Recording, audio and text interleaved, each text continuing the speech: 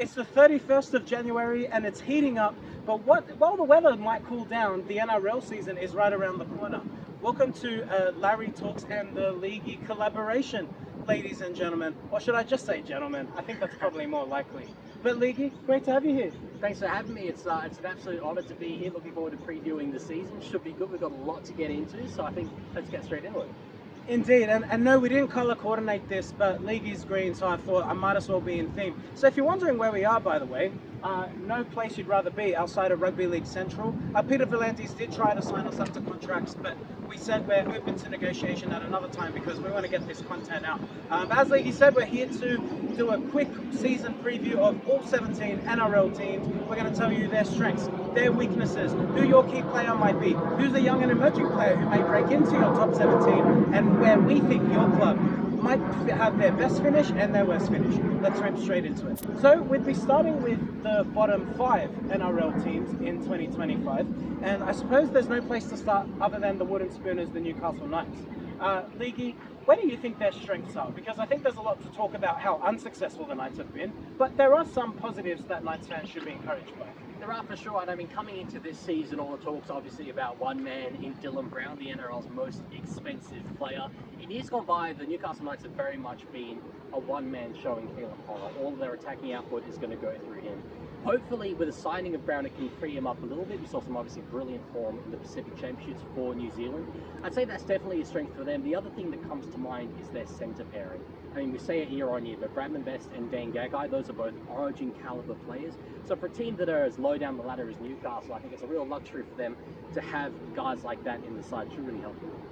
They've got the experience, but do they have the stability in their spine? Well, that's the key thing, and there's so much discussion around who exactly is going to be where in that side, and with the season very, very quickly approaching, it's rare that you see a team still with those conversations being had that go on to achieve a level of success. Will it be Sandon Smith at the 7, Dylan Brown in the 7? You even got someone like Phoenix Crossland who can play 9 or 13. I'd like to think Holbrook has an idea of what his side is going to look like, but from what he's saying, those spots are definitely still open. Newcastle Knights definitely one to watch in their NRL trials. I'm sure we'll see some experimentation occur throughout that period before the season proper opens. So, with the Newcastle Knights, we've talked about some strengths. Where are your biggest concerns? For me, it's definitely their forward pack. I mean, there's 2 big guys in Leo Thompson and Kai Pearce-Paul. I think that's their best front rower and their best back rower. And they haven't really recruited to replace those guys. They've got Trent Mooney coming in from Canberra, who, by all accounts, is a very good player and a strong reserve grader, but he has struggled to cut into that Raiders side in recent seasons. And then you've got Jermaine McEwen, who's a young guy from Newcastle, coming into the side. Probably will start in the back row, but not so much an established player. So if there's a few injuries in that Knights forward pack, they could really be struggling. Okay, so we're worried about injuries, we're worried about consistency in the spine. There's going to be a lot of pressure on Brown to perform. We spoke about this earlier. You've got nearly $3 million of your salary cap into players. With all of that said, give me the highest possible finish for the Newcastle Knights and the lowest possible finish for the Newcastle Knights. Well, I think one of the beauties about the NRL and salary cap competition is that for basically every team you can make a case that they can push for the finals. With them, I think that would really, really be best case scenario to see them finished around that 8th area. Is it realistic? Probably not. Look, there could be a world in which they win the Spoon again. I didn't pick them for the Spoon going into last season, so definitely anything's possible. I'd have them finishing around the bottom 4, but I don't think it will be in last. Where do you think? Where do you sort of see them? Yeah, I hate to say it, I think it's going to be in the bottom 4. And I know that when it comes to when you see a Premier winner, when everyone gives their season predictions, they'll always say, well, surely they'll go back to back. And I think we can get stuck into the same track with Wooden Spooners. I think we'll see some level of improvement, but there's just so many question marks. Brown has never been a leading halfback. Sandon Smith, I think, is in the mould of a 5'8" as well. And like the Bulldogs, in some respects, I think you risk having 2 5'8s in the halves. And that, a weakened forward pack, inconsistencies with Caelan Ponga. I hate to say it, I think it's a bottom 4 rather finish for the Newcastle Knights. Another team that struggled in 2025 was the Gold Coast Titans. And everything around the Titans seems to centre around Tino. There's only that one name that everyone seems to put all their hopes, all their successes. He carries it on his back. He's an Origin player, he's an Australian representative player. But is there much else going on for the Gold Coast Titans? Well, that's the thing. It's a unique style of footy that their roster is set up to play. When you have Keeney at the back, have a halves pairing of probably AJ Brimson and Jaden Campbell, that is very unstructured, very front foot sort of stuff. And in terms of the momentum that front foot footy requires, yes, Tino can generate that, but he can't do it on his own. You know, they relied in previous years on David Fafita to do that. Obviously, last season, he was in and out of the side, really struggled for first grade time. So is Tino able to keep going and keep carrying this team? That's really what they're depending on for this season. That's the hope. So if it's not Tino, and we saw 2 seasons ago he had a horrific injury, he's now come back from that. If Tino's not there, and let's not forget they've lost a lot of experience. I mean, Kieran Foran is obviously now retired. I feel like I've always called the Gold Coast Titans the fullback Titans. I feel like they've always got a plethora of fullbacks and not much else. And unfortunately, I don't see much changing there. They've let Albert Kelly go to the Parramatta Eels, which I thought was interesting because I think Albert Kelly has actually been one of their better players. I'd like to say where are the strengths for the Titans, but outside of Tino, I hate to say it, I'm struggling to find something. I mean, you've mentioned a few good players as individuals who I think if you put an AJ Brimson in a successful team, you put a Jaden Campbell in a successful team, I think there's an argument to say they'll be good players in other clubs. But the Titans, and with their current squad setup, where are they going to score points? That's the key thing. I mean, I mentioned that 1, 6, and 7, but it's a very unique style of footy that those guys could excel in. I think if they had a proper game managing half in the mold of Kieran Foran, you kind of need that guy to facilitate the rest of those players playing to their peak potential. Then when we talk about the forwards, they've lost Jermaine Jolliffe, who was one of their most consistent guys in terms of just delivering week in, week out. You look at some of the forwards they're now going to be relying on. You have the likes of sort of Cleese Haas, who will be starting in that lock position. It's guys who are a little bit more inconsistent. Do they have consistency in them? Can they develop that? 100% they can. But history hasn't shown they're capable of doing that. You then move to the outside backs, and I was having a look through every team last night, and I think by quite a margin, the Gold Coast Titans have the worst set of outside backs in the competition. Unfortunately, I mean, the headline acts for them are Phil Sami and Jojo Fafita. They've let Cam Pereira go, as you say. Brian Kelly's now gone to Parramatta. So they really do lack the strike wingers, the strike outside backs that the best teams almost rely on in the modern game. So it's really difficult to see where those points are going to come from, as you say. A predicted finish for the Gold Coast Titans. Yeah, the range. I mean, I hate to be negative again, back to back with Newcastle, but I do think the Titans are a very solid chance of a wooden spoon this season. Look, we sort of say every season that they're the biggest swing team in the competition. If it all goes right for them, it could be a truly unstoppable brand of footy. But I feel that they are a bit of a one-trick pony with that style. I don't necessarily think Josh Hannay's the kind of coach who will be facilitating that. And you know, like I've said in previous years that what you need at the Titans, who are such an attacking team, is a hard-nosed coach to get those guys in line, like a Des Hasler. That evidently didn't work. Shows what I know about footy. So if he doesn't work, I really don't know what will. Yeah, I have to agree with you. I think the Gold Coast Titans are a shoo-in for the wooden spoon. I hate to say that. I think their highest possible finish is 15th. I think their lowest possible finish is 17th. Sorry, Gold Coast Titans fans. I think what they need to do is play ad-lib football. You've got strike power, so don't rely on structure. Get forward, complete your sets, kick balls into corners. If you keep the ball, get some second phase going, I think you can then tap into the strengths that the team does have. If they try and be structured like a Sydney Roosters, like a South Sydney Rabbitohs, like a Melbourne Storm, they're really going to struggle. The St. George Illawarra Dragons. Really big club in terms of Sydney, really big club in terms of the NRL. One of the biggest, and there's an argument to say the biggest NRL club in terms of fan base, history, you name it. Very passionate fan base. They've really struggled over the last few years. The Dragons, to me, lost so many games by 6 points or less last season. So the gap for them to make it, what do they need to do to secure a top 8 win? Well, this is the interesting thing. I mean, I think for a number of seasons now, we've seen the Dragons come into a year with one of the weakest sides on paper in the competition, but then somehow they always end up sort of in and around the finals race. You know, last year they slipped a bit towards the back end of the season, but as you say, there were some very, very narrow losses there. The kind of player that you then want to bring in with that as the problem is a game managing halfback to get them through that end periods of games. is Daniel Atkinson that guy? That's literally, I think, the number one question you need to answer before really previewing the Dragons this season, because if he's not there to facilitate everyone else doing their job, you're then relying on a Carl Flanagan, and I don't need to go into that. I think enough is said about Carl Flanagan. So really that's what the entire site relies on.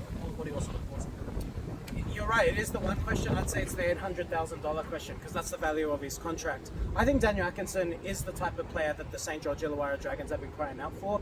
I think you have actually seen at the Cronulla Sharks, while Nicho Hynes got the $1 million contract, was a Dally M winner only 2 or 3 seasons ago, Daniel Atkinson has just quietly become the primary playmaker between those two players, and very much so that Nicho Hynes played his best football when Daniel Atkinson was able to be the leader, the orchestrator, if you like. And in fact, you saw the Cronulla Sharks thrive when Nicho Hynes came out of the team due to injury. So if Daniel Atkinson can replicate his best form, I think the St. George Illawarra Dragons are a very good chance of competing for a top 8 berth. So I'm going to say that their highest finish is 8th, because I think they're going to flirt with the top 8. I just think that they're lacking in terms of their forward pack. I don't think that there's enough size in their pack. Outside backs are all solid. Again, I don't see any... There's no names in the St. George Illawarra Dragons that just yell out X Factor. So I kind of worry for them in that respect. But I think Daniel Atkinson will allow them to win more close games that they couldn't secure last season. So for that reason, I think their highest place finish is 8th, and I think their lowest place finish is 12th. What do you think? I'm a lot more negative on them, actually, than that. I mean, I wonder if during these key moments towards the back end of games, if the likes of Clint Gutherson and Damien Cook, with all their experience, will truly allow Daniel Atkinson to overhaul them. I mean, you have to trust your halfback, but when push comes to shove on field, circumstances may differ. You mentioned the forward pack there. I describe the Dragons forward pack as one of the most exciting young packs in the comp. Yeah. But their best footy is all well ahead of them. It's in the distant future when you look at the likes of Pacific Tonga, Colin Gardner, and Stuart Leaguie. There's so many of them, and they've done a great job to sort of reinvent their forward pack in recent seasons. But those guys are not at their peak now. It's very much a side in transition. And solid outside backs, but the fact is, I think that the vast majority of rosters in the NRL are higher quality than them. I think they're a real chance at this year. And I do hate to say that. I mean, I've got a lot of friends and family who are Dragon supporters. I know it's a passionate fan base, and they'll be coming after me in the comments. But even if everything goes right, highest possible finish, I still don't really think that they're going to be in the finals. I can't see it. Yeah, well, there you have it, Dragons fans.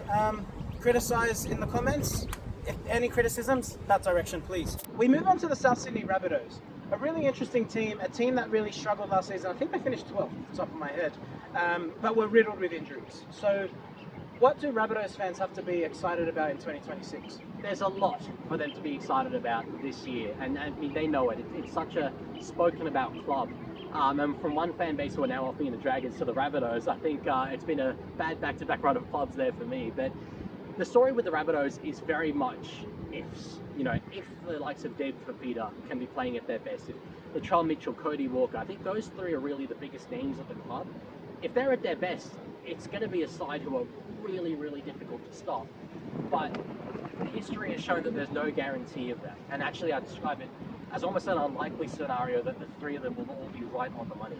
Then again, if there's a coach who can get the best out of them, it's probably a guy like Wayne Bennett. So we spoke earlier actually about, talking about if teams can stay fit and how every team does go through injuries. But what South need to do is avoid just the horror run of injuries that they've had in recent seasons. If they just have even a normal quantity, they definitely should be a side who are pushing for the finals in a way that they haven't done in recent years. Yeah, I tend to agree with that. I think Cody Walker is the key for me. Look, Latrell Mitchell, he's a sexy name, and at his best, there's an argument to say he can be one of, if not the most influential player in the NRL. It's just those days come far and few in between for Latrell, and I very much compare him to Greg Inglis mold, in that they both have that ability to be game changers. But I think we saw this narrative through Greg Inglis's career. Everyone was just dying to see that consistency game in, game out. And I think there's a physiological component to this, that when you're just that big body, who's just, you're the size of a back rower, but you've got the speed of a Nathan Perrott, to use a South Sydney Rabbitohs reference. I think it's very difficult because I think that their body recovery would take a lot longer, and I think that's why you don't get the consistency out of those players that you would out of your smaller archetype fullbacks, your Billy Slaters in the past, your Reece Walsh, who we'll get to in a later video. But so with all of that said, I think Cody Walker is the one who will give you consistency. He gives you X factor. Even at a ripe age of 35, 36, he's still one of the quickest players in the comp. That gives me hope as someone going into 32 years of age in a few months' time. I tend to agree with you. I think we're going to see a return of David Fifita to the Origin arena. And if the Rabbitohs can just stay fit, specifically Cody Walker, I think we see them return into the top 8 this year. So I'm going to say 7th to 12th, because again, if they get riddled with injuries, it's going to come undone for them. Well, key question to ask you, do you have Jai Gray at fullback? I think they need to, for the reason I just said about Latrell Mitchell. I think Latrell is effective when you get him in one-on-one situations. If you can move Latrell to centre, then I think that create one-on-one situations for him, he's going to be very hard to beat. I don't think he's got the motor, the fitness, and even the physiological makeup to cover the amount of ground that the modern day fullback does. So I think you still got a marquee player there. He's still marketable and he's still brilliant. So you've seen what he's done at State of Origin level as a left centre. It's a no-brainer. I'd make the move. Yeah, and I mean, some stats to back that up. He played 4 seasons at the Roosters, now 6 at the Rabbitohs, and he's still got more appearances for the Roosters than the Bunnies. So it just goes to show the amount of time he's sort of failed to spend on field at South Sydney. I think it will really free him up playing in that centre role, and as an opposition fan, it does scare me seeing him in that position. In terms of their exact finish, I mean, one thing I think it's also important to mention is their hooker position. Yeah. They've got a lot of guys sort of competing for that role. Brandon Smith obviously being the biggest name. Again, another player who is at times inconsistent, can be a bit rocks and diamonds. Other than him, it's Peter Mamazelos, it's Bronson Garlick. 3 guys who you wouldn't say nowadays are among the elite tier of NRL fullbacks, of NRL hookers, but are able to do a job. If they can be solid enough, I think that there is a world where Souths could even push for a top 4 position. I don't think they'll make it, but they could. To me, I think them making the finals should be the expectation. I think if they have another year where they're outside of it, there'll be genuine, maybe not concerns or pressure, given Wayne Bennett's sort of aura in the game. But I think there'll be real concerns and disappointments from the South Sydney fans if they miss the finals again. Yeah, I think that's fair. Well, so there you have it. Both of us are thinking there's a top 8 finish in store for the South Sydney Rabbitohs. And lastly, we come to the West Tigers. Now, I say that with a big grin on my face. You're kind of replicating that. And I think it's because they're such an interesting football team. You look at them and they're just so frustrating, because as a fan you want to love the West Tigers because their fans have been through so much, they've been so loyal. I think it's 2011 was the last time the West Tigers made the NRL finals. To make you feel old, everybody, how many years ago is that? So I would have still been a teenager. I'm 30, nearly 32 now, so that's pretty scary. But nonetheless, I digress. West Tigers, strengths for 2026. Well, if you really want to feel old, I would have been 8 years old during the 2011 season. Jeez. So it's been quite some time. But yeah, look, I mean, I actually said this to you earlier off camera. I mean, I think when I look at rosters on paper, which is all you can really do before the season has started, there's about 14 teams that I think should make the top 8. And the Tigers are definitely one of those sides. There's consistent quality from 1 to 17 there. You've got a really good mix as well of experience of the likes of Abby Coruscant, Jerome Luai, even a guy like Terrell May, who's played at clubs like the Roosters, who's played international footy, and then young guys coming through, the likes of Makasini, very, very exciting, and forwards like Fainu. I mean, the back row pairing of Samuel Fainu and Kai Pearce-Paul, we're still, I think, a number of years away from seeing its best, but it is so exciting to me. I think they're going to be incredibly destructive, and there's a world where they find brilliant form this season and the Tigers are incredibly difficult to beat. Do they have that consistency? I find that a bit harder to see. I think last year they started the year pretty well. They were very much in the finals race, and when they started feeling a little bit of pressure early on in the season, they went to water quite quickly. So this season there'll be more of an expectation for consistency. We'll see if they can respond to that pressure. Another year of coaching for Benji Marshall. They've got the side to do it. I'm not sure if they will, but they'll be in and around it. Who's the key player for the West Tigers? Is it Jerome Luai? Is it Bula? Is it someone else? I think it's easy to say Luai, but I'm going to go with Adam Dewey. I think you know what you're going to get from Jerome, especially now that he's going to be playing 5'8" this season. He spoke about wanting to take a step back. Dewey's a very versatile player. He's not really what you'd imagine as a traditional game managing 7, but we have seen him do well in that role.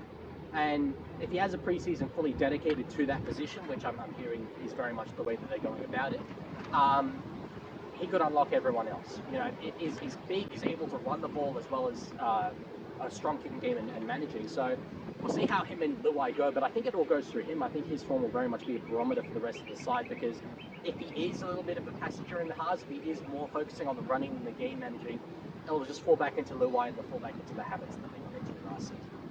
Yeah, Jerome Luai is such an interesting one for me, and I like that you've said Adam Dewey. I think that's an outside choice for people, but it makes a lot of sense because in many ways he is the linchpin. And yeah, I think it's about unlocking Jerome Luai. How do you get the best out of Jerome to make sure that Jerome can give quality ball to the rest of the players in the team and allow the really flair players to thrive? That's where we talk about other teams that we've already covered in this video. That's where I think the West Tigers don't lack. I think they have a lot of X factor. I think Dewey can beat players one-on-one. Luai can beat players one-on-one. You've got Bula, you've got Taruva. There's so many brilliant players. Terrell May came second in terms of NRL offloads. There's so much flair in that team. And if they can stay fit, but crucially, if they can just find a fluidity to a style, then I think that the Tigers can thrive. Obviously, injuries permitting, that applies to every NRL club. But yeah, I think you make some really strong points about Adam Dewey being the linchpin. In many ways, I feel like the Jerome Luai signing has failed. Not that Jerome has failed. I think he played well last season. But I say that because when he was bought to be a halfback. And we've already 1 year into a 4-year deal conceded that that's not the way we're going to go. And so I worry for the Tigers in that Adam Dewey, has a poor injury record. We've got to call it what it is. I'm a big fan of Adam Dewey. But that is a concern. So they're putting a lot of faith and hope into someone who doesn't stay on the pitch, not through a lack of trying. And if it doesn't work out, then I think the Tigers could again be in for a bit of a difficult season. So where is the highest possible finish for the West Tigers, and where do you think the lowest possible finish is? I think they're a side who could make the 8. I think that's their potential. I don't think they'll get a home final, maybe in that 7th or 8th sort of spot is where I think I could see them. But equally, I think we could have a very similar season to last year in Tiger Town and sort of fail to see them take it too much of a step forward. But then again, it is a young team. You know, they've got possibly the youngest coach in the NRL. That can be fact-checked in the comment section. But off the top of my head, I think he would be.